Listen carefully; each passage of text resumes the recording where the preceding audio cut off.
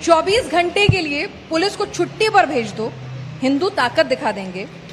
जो हिंदुओं को तिरछी नजर से देखेगा वो फिर अपने अब्बा का चेहरा भी नहीं देख पाएगा, और अगर कोई ओवैसी की जुबान काट कर लाएगा तो मैं इनाम दूंगा।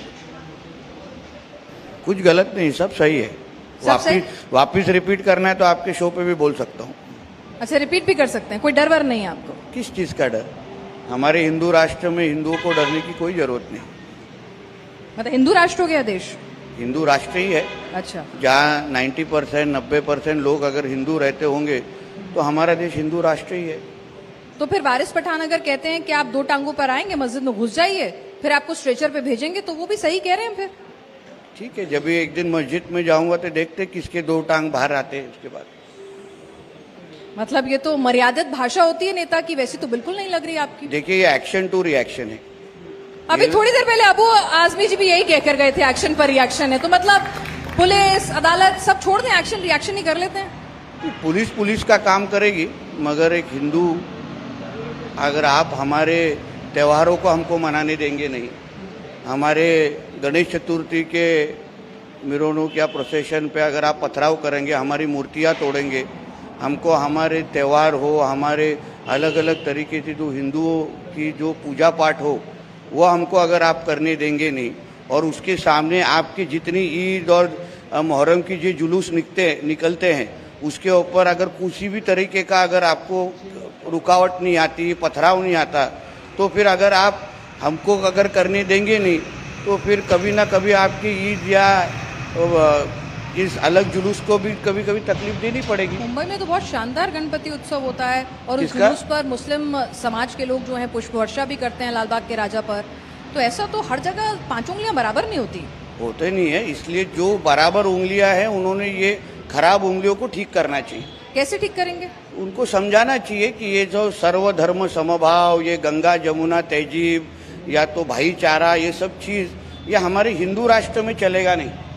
हमारे हिंदू राष्ट्र में हिंदुओं का पहला हित देखा जाएगा और उसके बाद बाकी सबको। तो देश संविधान से चलेगा या हिंदुओं के हिसाब से? इसलिए बोल रहा हूँ, डॉक्टर बाबा साहेब अम्बेडकर जी के संविधान में ही लिखा है, सबको अगर हक देना है, जैसे हमको सिखाया जाता है ना, वैसे उसी तरीके के जो हमारे त्योहारों पे पत्थर डालते हैं, जो अलग अलग चीज़ों से हिंदुओं को तकलीफ देते हैं।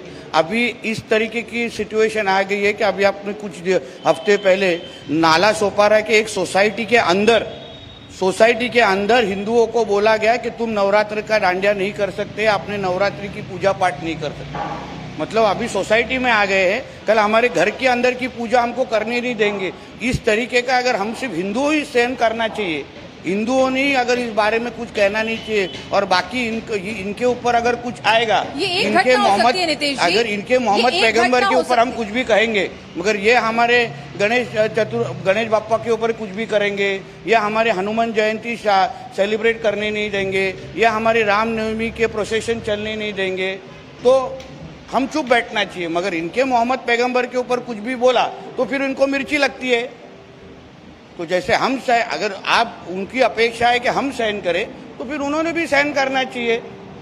फिर हम भी बोले। तो इसलिए मैंने शुरुआती में आपको कहा ये एक्शन टू रिएक्शन है, उतनी ही बात है। उन्होंने एक्शन जिस दिन आप उनका एक्शन बंद करेंगे, यहाँ से रिएक्शन आना बंद हो जाएगा। नहीं, आप रिएक्शन क्यों दे रहे हैं? आप पुलिस के पास चले जाइए, सरकार में भी तो हैं। Police law and order maintain कीजिए ना। अच्छा, मेरा वही बोल रहे हैं, भरोसा नहीं है अपने ही लोगों पर, अपनी ही सरकार पर। पुलिस का काम कर रही है, पुलिस वहाँ एक्शन ले रही है।